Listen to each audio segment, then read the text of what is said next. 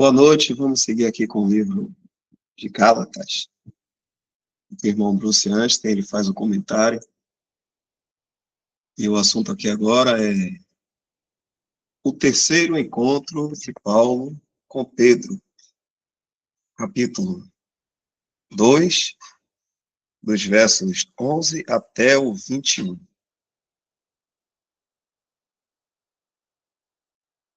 eu dar uma olhadinha aqui. Ele vai estar colocando algumas partes aqui do versículo. Então vamos lá. Os difamadores de Paulo também alegavam que ele não possuía autoridade como um apóstolo. Paulo responde a isso mencionando outro acontecimento quando ele havia se encontrado com Pedro. Paulo mostra que tinha autoridade suficiente para repreender aquele que era reputado como o principal apóstolo. Ao mesmo tempo, Paulo lida com uma questão que dizia respeito a crentes judeus, se deveriam ou não guardar a lei. O acontecimento anterior havia mostrado que crentes gentios não deveriam ser colocados sob a lei. Versos de 1 a 10. Mas a questão ainda permanecia quanto aos crentes judeus, se deveriam estar debaixo dela. Essa questão é endereçada no terceiro encontro com Pedro, onde Paulo mostra conclusivamente que crentes judeus também não deveriam estar debaixo da lei.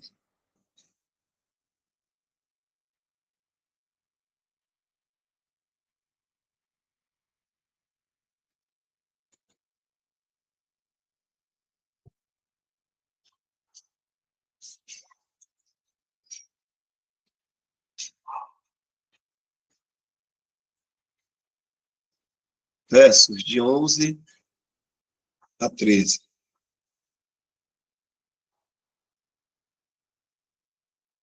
Algum tempo depois do Concílio de Jerusalém, de Atos 15, Pedro foi a Antioquia e encontrou os crentes judeus comendo livremente com os crentes gentios. Ele sabia que esta era a ordem de Deus e ajuntou-se a eles, porque a parede de separação que estava no meio de judeus e gentios havia sido derrubada. Efésios, capítulo 2, verso 14.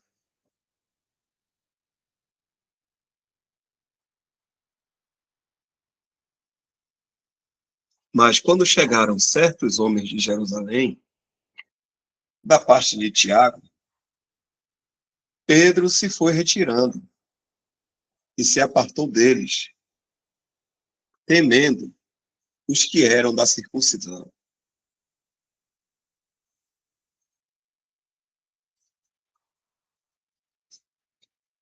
Outros, incluindo Barnabé, se deixaram levar pela sua dissimulação.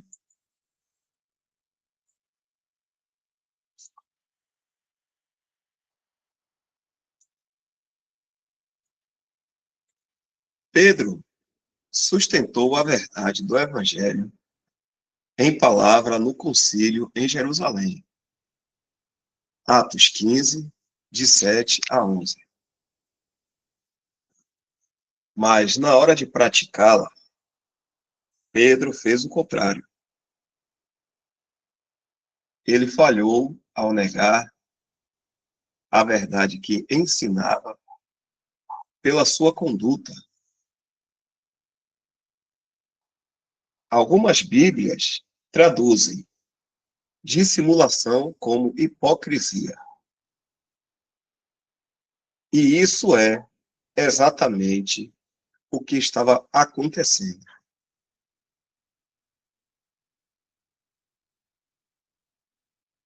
A raiz da falha de Pedro estava em que ele queria ter sido considerado por aqueles que tinham reputação em Jerusalém.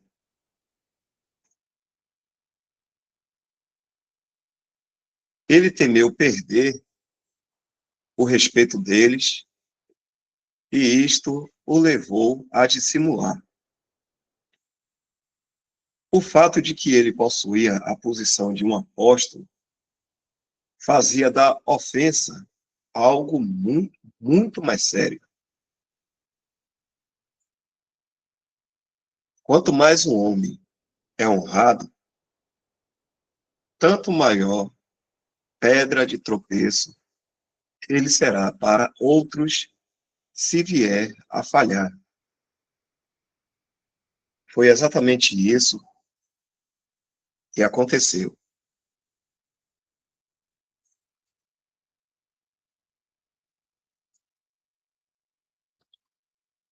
E os outros judeus dissimulavam com ele, de maneira que até Barnabé se deixou levar. O livro de Provérbios diz: o receio do homem armará laços. Provérbios 29 e verso 25. Pedro certamente caiu nesse laço e isto o levou a comprometer princípios.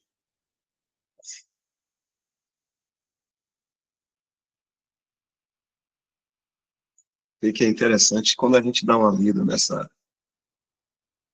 assunto que foi relatado aqui pelo irmão, né, na carta dos Gálatas, desse encontro de Pedro, ou de Paulo, encontrando Pedro e vendo a dissimulação ou a hipocrisia de Pedro, a gente nem pensa que tem toda essa questão envolvida, né? A gente só para naquilo ali que foi escrito e pronto. Pensa assim, Pedro falhou, ó, pode até pensar dessa forma, mas tem tanta questão envolvida nisso aí, naquilo que foi relatado, que foi escrito ali, né, na Bíblia, ali na palavra, que Paulo falou aos Gálatas, que a gente às vezes passa rápido, né? É por isso que é a importância da meditação da palavra do Senhor em oração, pedindo discernimento, porque tem muita coisa para ser absorvida, tem muito o que aprender, né? E muitas vezes a gente vai lendo, e pensa até que já sabe, mas não é, né? Tem muita coisa ali. Quando estivermos perfeitos, vamos saber muito mais ainda. Vou botar aqui, verso 14. Se algum irmão quiser fazer algum comentário, vou dar uma pausazinha aqui. Tá?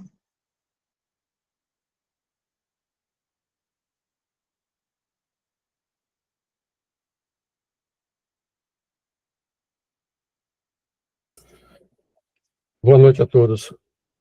O que a gente pode observar aí no verso 12 para 13, e assim sucessivamente, dando continuidade, é a falta de, não só de sinceridade, como também a pretensão, né, que é usado como armas pelos falsos profetas. Daí, no próprio texto, acho que no verso 13, falar da hipocrisia deles. O irmão pode colocar aí, se possível, em Mateus 7, verso 5.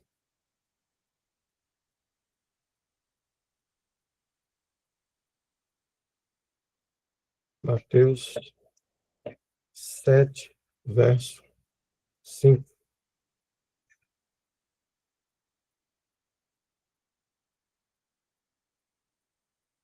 Hipócritas, tira primeiro a trave do teu olho e, então, verás claramente para tirar o argueiro do olho do teu irmão. Ou seja,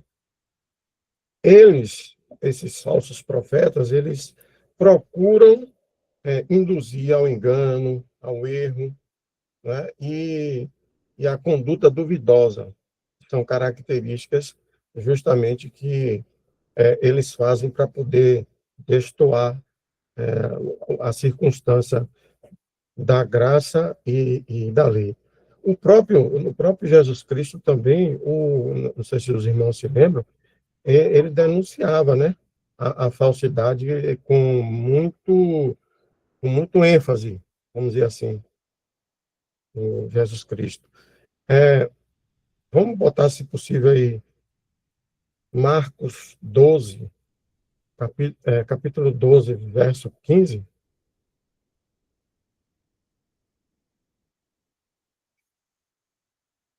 Marcos 12, 15. Marcos 12, verso 15. Olha o que diz. Mas Jesus, percebendo-lhes a hipocrisia, respondeu: Por que me experimentais? Trazei-me um denário para que eu o veja.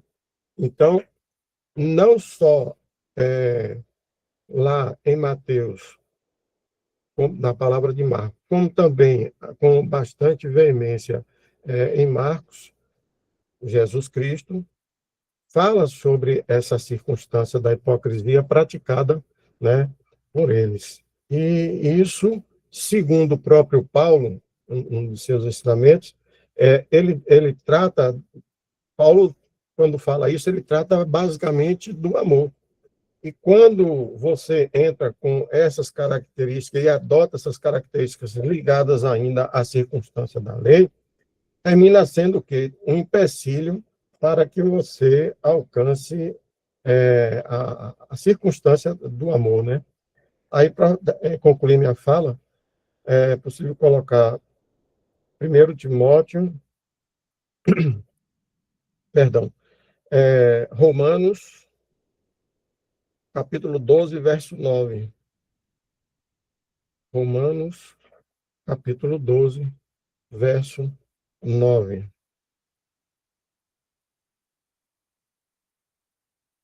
O amor seja sem hipocrisia. Detestai o mal, apegando-vos ao bem.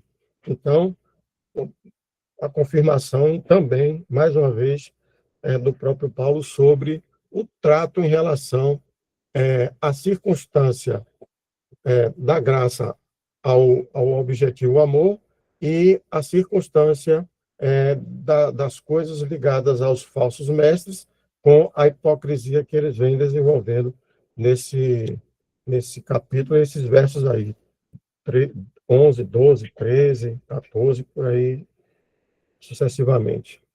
É,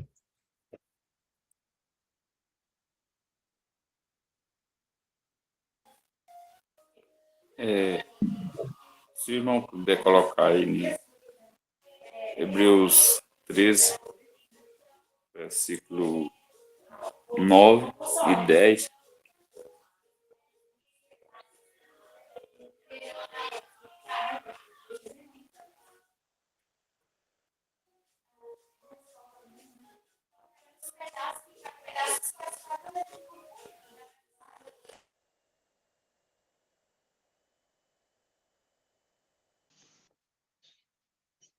Não vos deixeis envolver por doutrinas várias e estranhas.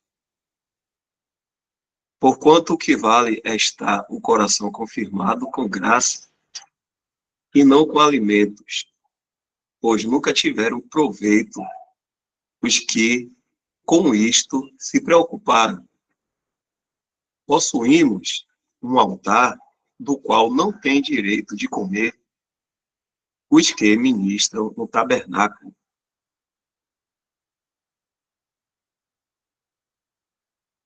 Então, os irmãos explicam bem essa passagem aí, né? Irmão Mário, irmão Leirmão e outros irmãos aí, que aqui é um contraste, né, entre a igreja e Israel.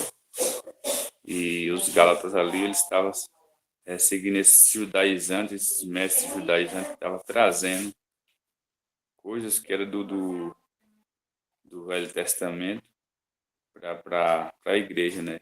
Então, essa passagem que os irmãos explicam, ela creio que tem uma referência em cima do assunto aí.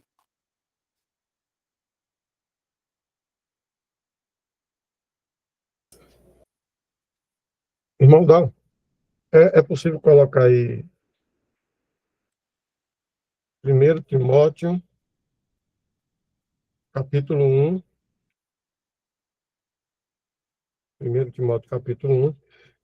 Na realidade, a parte que já é confirmada também na carta de Timóteo, ela vai estar no verso 5. Mas eu vou ler aqui do verso 1, só para fechar esse entendimento com relação a não só a hipocrisia, mas também com o cuidado que deve ter com as falsas doutrinas que o próprio Evangelho da Graça, ele combate o bom combate, né?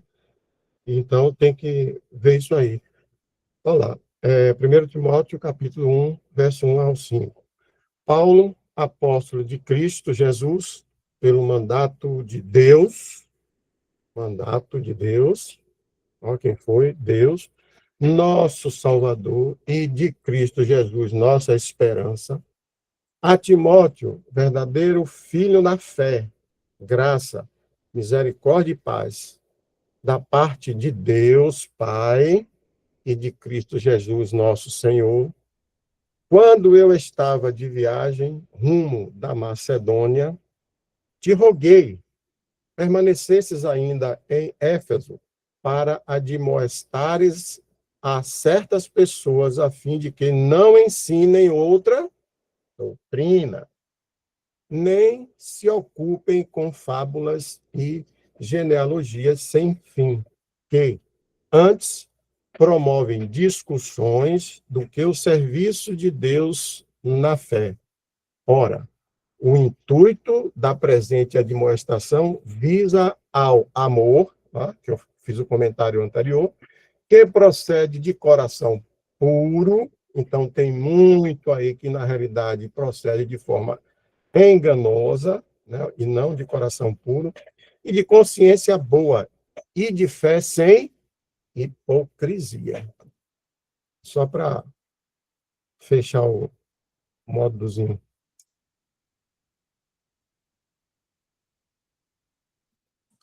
Certamente, irmãos, essa lição, né, esse ocorrido entre o apóstolo Paulo e o apóstolo Pedro, esse relato, ele não foi escrito, né, só para relatar um ocorrido, né, mas ele traz muitas lições que faremos bem, né, em meditar. Né, uma primeira coisa, né, por assim dizer, é que vemos que mesmo um apóstolo como o apóstolo Pedro, que era considerado ali coluna, um apóstolo, como a gente viu aí na leitura do livro, que defendeu, né, o Evangelho da Graça antes desse ocorrido aí que Paulo está relatando. E mesmo sendo este apóstolo, olha como a carne não é brincadeira, e aí a gente consegue ver agora uma faceta, uma das armadilhas da nossa carne, que é adquirir a aceitação dos homens, a aceitação dos outros. Olha que ponto isso é forte. Um apóstolo, como eu já falei, como o apóstolo Pedro, ele foi capaz de dissimular, ele foi capaz de deixar ali o que ele havia defendido antes. Ele andou com a verdade, ele andou com o evangelho da graça. Paulo não, Paulo. O evangelho da graça, por assim dizer, aparece para ele depois, como filho abortivo ele vem falando. E já Pedro andou com a verdade, com essa verdade do evangelho da graça. E mesmo assim, por conta de irmãos ali judeus, né, que chegaram ali, acho que a partir de Tiago, ele dissimulou. Então a gente pode aprender várias lições aqui, mesmo um apóstolo, mesmo bem fundamentado na verdade, mas por conta da aparência, por conta da aceitação, né, dos outros, ele negou ali, por assim dizer, a verdade do evangelho. E o apóstolo Paulo precisa vir numa correção dura e na frente de todos. E não estamos livres, né? Se o próprio apóstolo Pedro não ficou livre dessa armadilha da carne, imaginemos nós. Então é um fato importante, um relato muito importante para que a gente possa sempre meditar no nosso caminhar. Quantas vezes isso não acontece, né? De preferir agradar aquele grupo que a gente mais gosta ou aqueles irmãos que já estamos há mais tempo. E mesmo acontecendo um erro, e muitas vezes pode-se preferir deixar para lá, continuar a amizade, por conta da aceitação, por conta da amizade, por conta, né, dessa rotina diária que termina criando um apego. E se não tivermos cuidado, pode sim negar a verdade do evangelho, negar a Cristo em prol das amizades, em prol de ficar bem, principalmente se tiverem pessoas influentes naquele grupo. Então, isso é um perigo muito grande, é muito bom isso estar escrito, para que a gente possa meditar, né, nessa armadilha da carne, que se o próprio apóstolo Pedro caiu nessa armadilha, né, imaginemos nós. Então é muito interessante pensar sobre isso.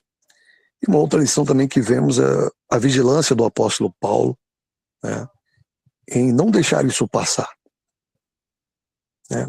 Fico me imaginando, né, tentando me colocar no lugar dele, mas como pode, né, vindo agora, chegando, como ele fala, um filho abortivo, né, você chegando ali agora, e diante de todos, talvez chamasse em particular, talvez eu teria mais coragem, mas na frente de todos. E ele repreendeu de forma, né, veemente ali o apóstolo Pedro. Então, a gente vê o outro lado, o oposto dessa situação, né? O outro lado que realmente entendeu que não cabe dissimular, não cabe negociar a verdade não pode ser negociada. Ele podia ter corrido o risco de perder certamente a amizade do apóstolo Pedro, mas ele certamente não pensou nisso, pensou muito mais em não abrir mão daquela oportunidade de deixar claro que o evangelho da graça deveria ser defendido ali.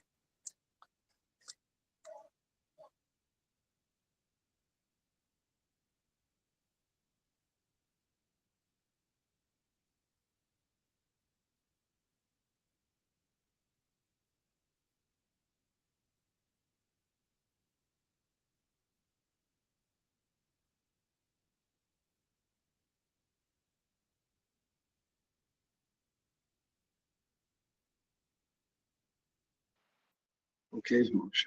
Continuando aqui, pegando rapidamente o gancho aí também, quanto a gente tem que aprender com certas passagens bíblicas, a gente vê nessa cena aí também o quanto é muito ou extremamente sério usar da lei para alguma justificativa em nossa vida cristã. É muito sério. Tão sério que foi até como o irmão falou aí. Paulo repreendeu na frente de todos. Não era algo assim para chamar atenção como educadamente, né? É algo que realmente tem que ser rude e bem na cara mesmo. Se alguém vem querer dizer que a lei pode salvar, isso é algo muito sério. É algo que tem que ser dito na cara. Porque está dizendo, praticamente, uma pessoa está dizendo isso a Deus aí, que o seu filho não serve como Salvador. Que Cristo fez ali na cruz. O que importa é a lei. Então, essa gravação vai estar chegando lá no YouTube, muitos irmãos, quem estiver ouvindo, tomem cuidado, como está sendo falado aqui, porque Deus não vai deixar passar em branco uma coisa que custou um preço muito alto para ele, que foi o seu filho. Para alguém simplesmente dizer, não, que você tem que guardar o sábado, não pode comer carne de porco, ou isso ou aquilo. Então, irmãos, a gente vê o quanto é sério mesmo essa questão de lei misturada com graça. Ou melhor, não se mistura.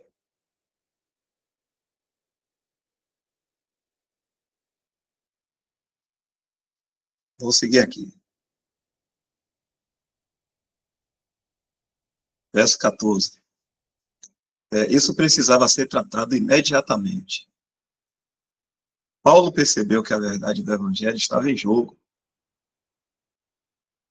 talvez de uma maneira mais séria do que Pedro percebia. Uma falha pública,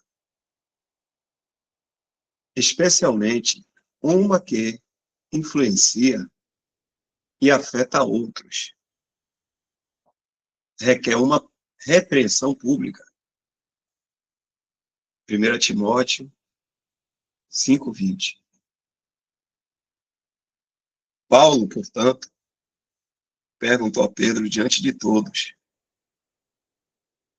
se tu, sendo judeu, vives como os gentios e não como judeu, por que obrigas os gentios a viverem como judeus ou a se judaizarem?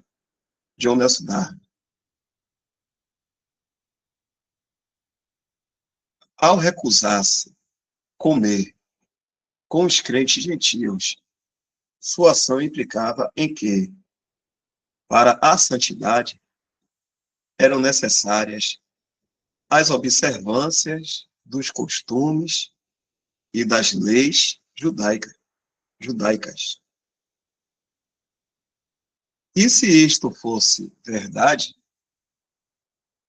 então, depois de tudo, os gentios precisariam de fato estar debaixo da lei, para que pudessem estar adequados para a comunhão com crentes judeus. Com efeito, Pedro, por meio de suas ações, estava compelindo aos gentios a se judaizarem. Este era o mesmo erro que os mestres judaizantes estavam propagando na Galácia. E, portanto, a repreensão de Pedro, feita por Paulo, continha uma repreensão implícita para os Gálatas.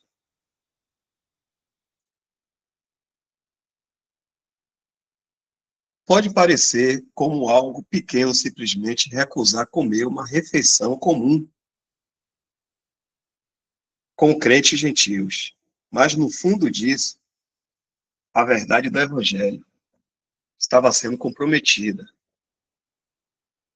e haveria grandes consequências práticas que colocariam em perigo a comunhão dos santos. Se as ações de Pedro seguissem sem que fossem contestadas, um círculo interno dentro da comunhão dos santos teria se desenvolvido um tipo de aristocracia entre os irmãos. criar-se-ia uma igreja dentro da igreja. Isso implicava que existia algo como santidade e posição espiritual superiores entre os santos. E se os santos gentios quisessem ser admitidos neste círculo, teriam que se judaizar e obedecer aos requerimentos de Moisés. Isso é o que o legalismo entre cristãos frequentemente produz. Um grupo de elite se desenvolverá dentro da comunhão dos santos. Tratava-se de algo divisório que precisava ser abordado imediatamente. Alguém querendo falar?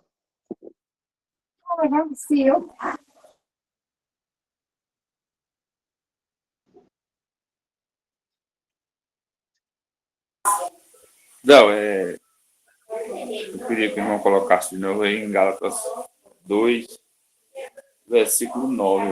Eu creio.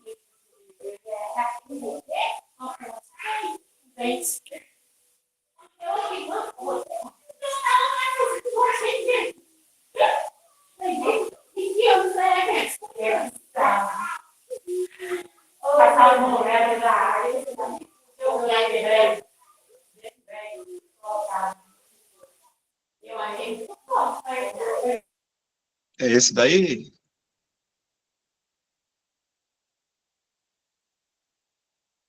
De modo que os da fé são abençoados com o crente Abraão.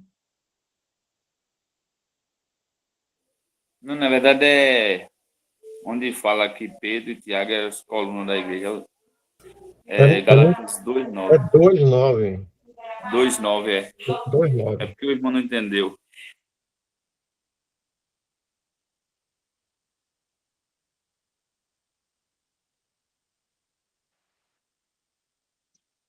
E quando conheceram a graça que me foi dada, Tiago, Cefas e João, que eram reputados colunas, me estenderam a mim e a Barnabé a destra de comunhão, a fim de que nós fôssemos para os gentios e eles para a circuncisão. Então, um ponto que nós podemos observar aí, né, que como Pedro e Tiago era coluna da igreja, né, eles eram considerados ali pelos irmãos coluna da igreja. Então, e eles deram a destra de comunhão a Paulo. Então, Paulo ali estava sendo reconhecido por eles, né? Então, aquilo ali estava manifesto a todos os irmãos, a todos os cristãos ali. Então, por isso eu creio a ver Paulo ter repreendido Pedro, porque como ele tinha uma certa confiança dos outros irmãos, esse ato de Pedro, né, poderia muito bem estar causando algum erro entre aqueles irmãos, até dúvida, eu creio. Mas se os irmãos quiserem complementar aí também.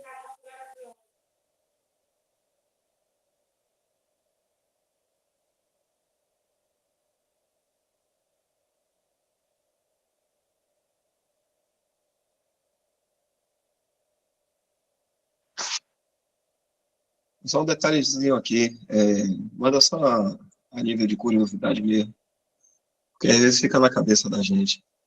Esse Tiago aqui não é aquele Tiago, irmão de João, não é o Tiago, irmão de João, não, viu? Esse Tiago, o Tiago, irmão de João, ele foi morto por Herodes, trespassado lá no início lá de Atos, lá quando teve a perseguição. Só para...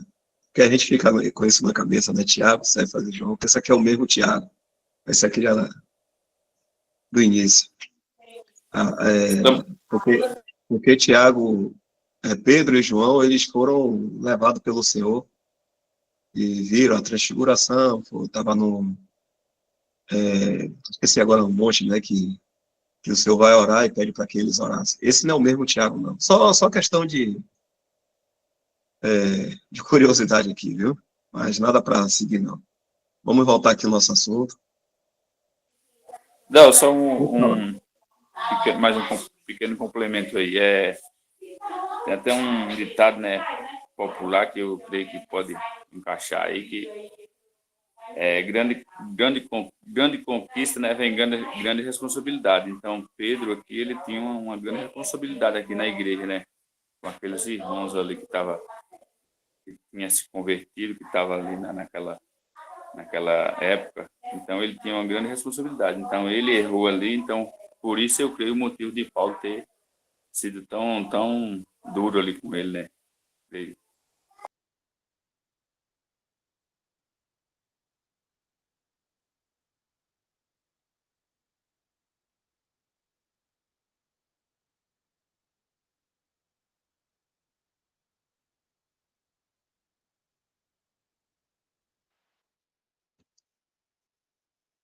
Então, vamos lá, continuando.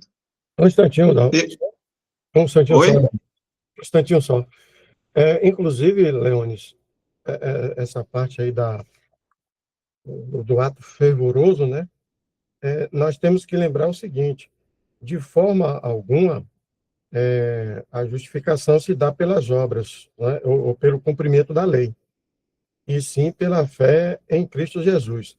Aí vem um forte argumento, né? Não vou dizer para que naquele momento lá o Pedro entendesse ou aqueles que quisessem ouvi-lo, mas talvez uma frase mais semelhante. Imagine você, assim, se o argumento, se a justiça de Deus pudesse ser satisfeita por obras humanas, tá? Presta atenção, se a justiça de Deus pudesse ser satisfeita por obras humanas, ou seja, por meio da lei, não haveria necessidade da morte de Cristo. Isso é contundente.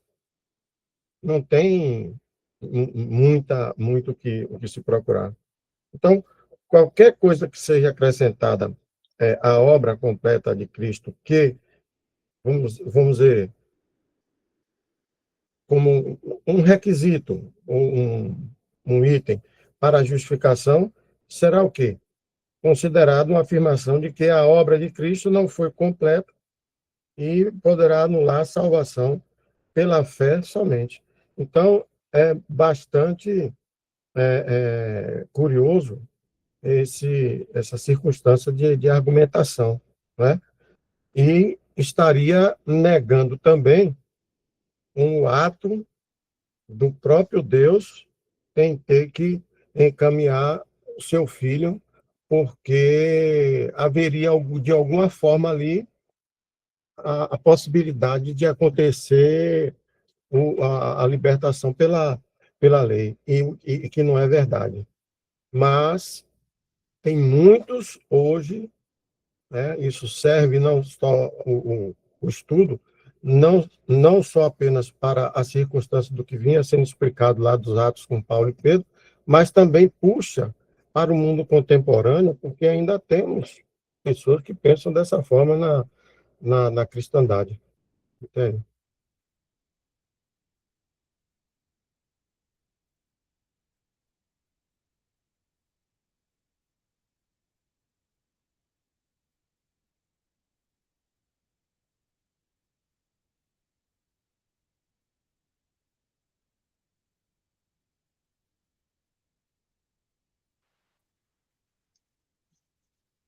Pedro sabia muito bem disso, porque o Senhor havia ensinado o contrário a ele quando estava no terraço de Simão, o curtidor.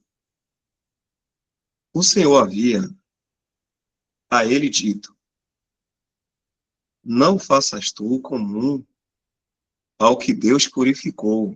Atos 10:15. Como todas as vezes fazemos, Pedro não viveu à luz da verdade que conhecia.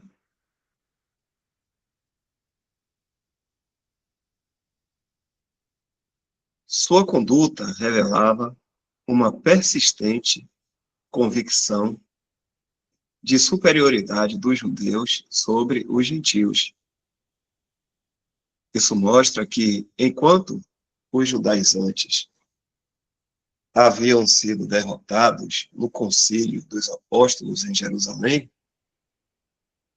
a respeito de acrescentar a lei ao evangelho, o fermento do legalismo ainda estava operando na igreja cristã.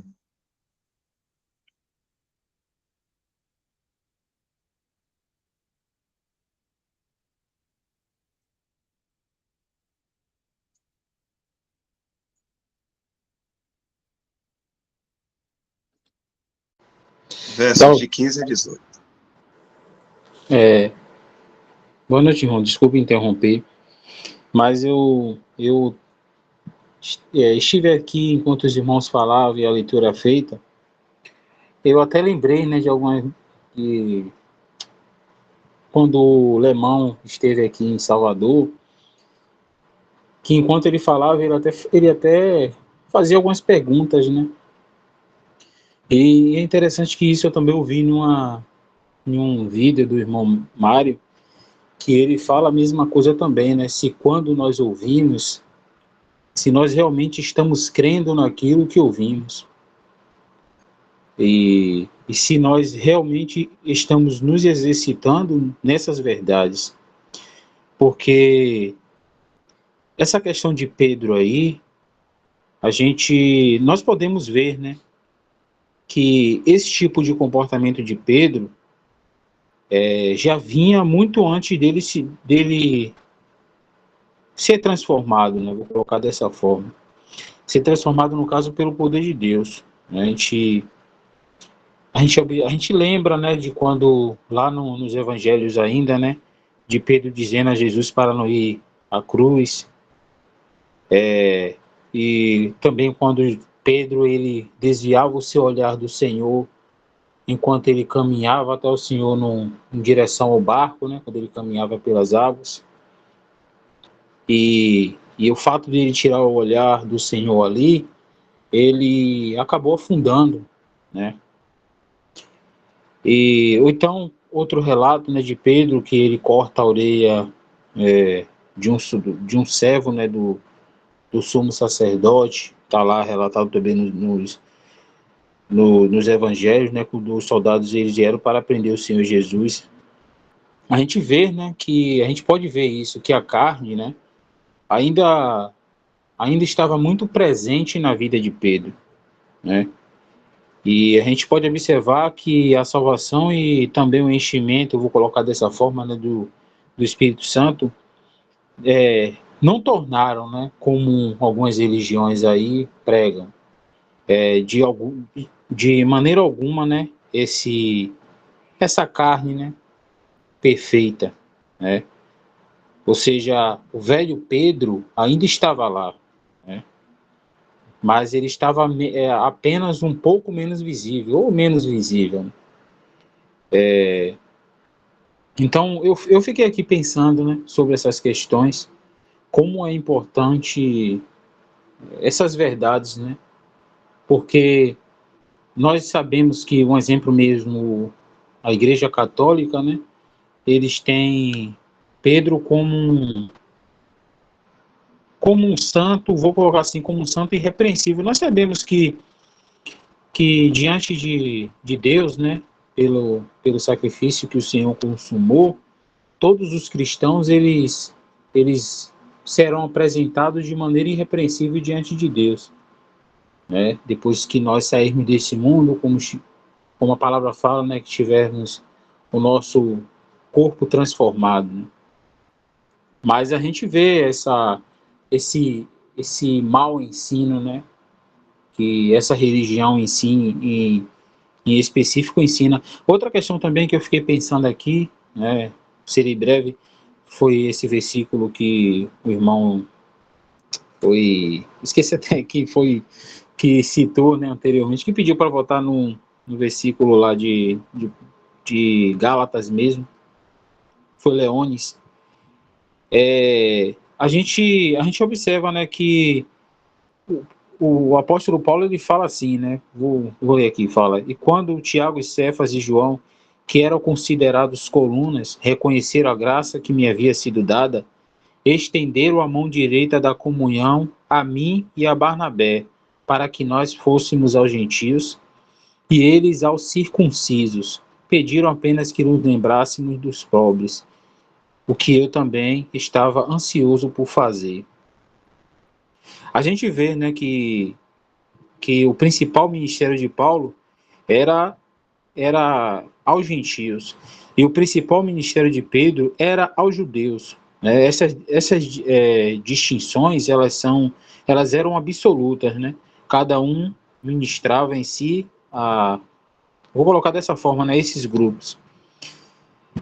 E a gente observa assim que essa distinção ela é também interessante, de certa forma, né? Porque os católicos, os católicos romanos, né, eles afirmam que o Papa é o sucessor de Pedro. Aí fica até essa pergunta, né? Mas onde, ao longo da história, né, nós encontramos o ministério do Papa, né? Vamos colocar assim, junto aos judeus. É uma pergunta isso. E outra questão, como nós sabemos que o apostolado de Pedro vou colocar dessa forma, direcionado particularmente, né, peculiarmente, na verdade, aos judeus, porque os católicos, na verdade, o que é que os católicos romanos, eles podem perguntar, né, porque, de certa forma, esse direito derivam dele, e, de certa forma, a sua sucessão em primazia. Só para eu não perder o raciocínio aqui, voltar ao raciocínio, na verdade, uma pergunta, né? Se o Papa, né, ele reivindica, de certa forma, essa primazia por ser o sucessor de Pedro, nós sabemos que ele, de certa forma, ele deveria exercer, né, vamos colocar assim, essa primazia sobre os judeus. E Paulo, né, de certa forma, aqui ele é declarado o principal apóstolo dos gentios, né? E, de certa forma, também, né, a gente vê que eles negam que ele tenha sido, de certa forma, não, né, eles negam totalmente que ele tenha sido bispo de Roma. Aí fica uma questão que eu estava aqui pensando, né, enquanto os irmãos falavam, né? Se o Papa deseja assumir a posse de sua primazia, ele deveria, né, fazer isso dentre os judeus, né? E eu estou falando isso, irmãos, porque foi até, acho que, eu não lembro se foi num vídeo do irmão Mário, ou foi num vídeo do irmão Lemão, que eles tratam até desses assuntos, né? De como essas verdades que nós vemos nesses versos aí de Gálatas 2 são totalmente necessários, né? E a gente pode fazer um paralelo com o que a gente vê hoje em dia, né?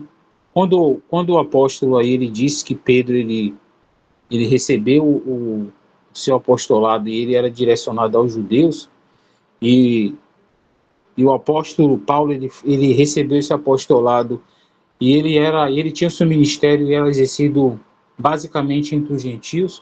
Por que é que esses líderes religiosos, especialmente falando da Igreja Católica, né, que o Papa em si, que é o cabeça, vou colocar dessa forma, por que é que ele se coloca como o sucessor de Pedro e líder da igreja como um todo, abrangendo tanto os judeus, né, como também os cristãos gentios? Eu não sei se os irmãos conseguiram entender muito bem, mas eu achei pertinente trazer esse pensamento. Eu tentei puxar um pouco assim, né, de algumas coisas que eu ouvi o irmão, acho que foi o Mário mesmo falando em um vídeo alguns dias atrás. Mas só até aqui, irmãos.